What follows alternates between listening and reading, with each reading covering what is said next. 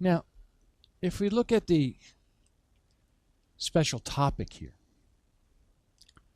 and we look at arthritis in the lower body, this motion, squatting single whip, snake creeps down, it's very good for arthritis and rheumatism in the lower body. But a few points need to be made.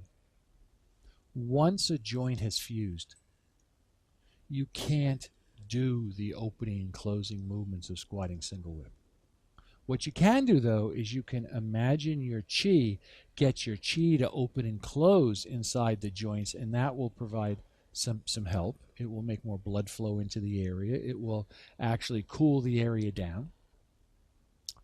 And in the lower spine, the biggest single thing is that if you have arthritis or you have rheumatism, that you really get a sense of the lower part of your back breathing with your movement.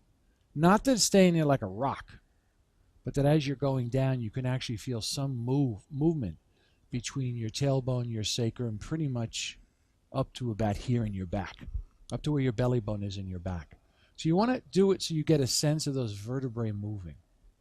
Now, your hips, they have two things that are going to be important. One is just a sense of them releasing the hip socket. So that when you go down, literally, you just let the bone drop out. Like if this is it, just let it come out. The second thing is at the top of your hip bones want to have the sense of dropping down, but getting some sense of energy or chi flow going from the top of your hip bones all the way through your legs to the bottom of your feet. So this part of it should go all the way to the bottom of your feet, where your hip bones should just open up, just drop and open. So those two things you're looking for. Now with your knees, it's very important that you keep the back of your knees open, and that if you feel pressure in your knees, this is bad. If anything, this could potentially increase inflammation. What you're trying to do is get the basic motion, if maybe you can't go very low, just this to almost be like a warm bath inside your knees. That's what you're looking for, and you have to recognize that the knees are going to be stiff if you have arthritis or rheumatism, but you're looking to get the sense of a warm bath, and that's going to mean that the blood and the fluid between your cells is actually bathing the knee, and that's what you're after.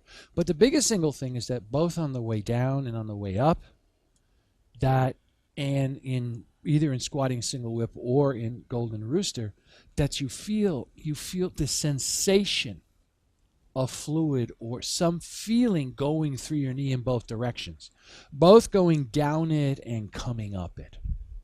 And that's very valuable for problems in the feet, in the knees. Now for the feet, the biggest single thing is that, especially in today's age where a lot of people wear, because they look nice, very, very tight shoes that encase their feet like cement. You're looking that your feet, like my hand, should be breathing. The joints should be opening and closing. They should be going loose. And your feet shouldn't feel dead. They should feel as though they're alive and breathing. Now, an exercise for this, which may help you if you can't have that sense, you're not exactly sure what I'm talking about, is why don't you try that whenever a towel falls on the floor, pick it up with your toes? Because in the beginning, you're going to find a hard time even getting the towel between your toes, but then rub the towel between your toes so you can start feeling what it's like for the foot to actually engage. One of the things that my early teachers recommended to me before I ever learned the old yang style, they said, be at a beach, put a crane on your foot, put a pen, get some paper, write with your feet. But the main thing is that just get motion happening in your toes so your feet don't feel like a dead block, but everything inside them is moving. And that's very important, and that actually will have a grand effect on your knees.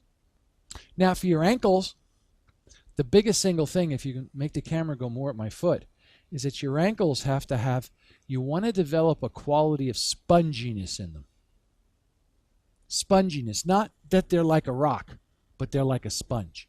And again, when you're getting chi to flow down from your knee and you're trying to get something through, you want to feel something very tangible going through your ankle all the way down to your toes and all the way from your toes through your ankle up your foot. Now, this could be chi. It also could be the fluid between your cells. It also could be lymphatic fluid. It also could be blood. Fact's that you have a lot of fluids down there. But you want to get a very clear sense, however you feel it, of something going up and down your leg while you're doing this.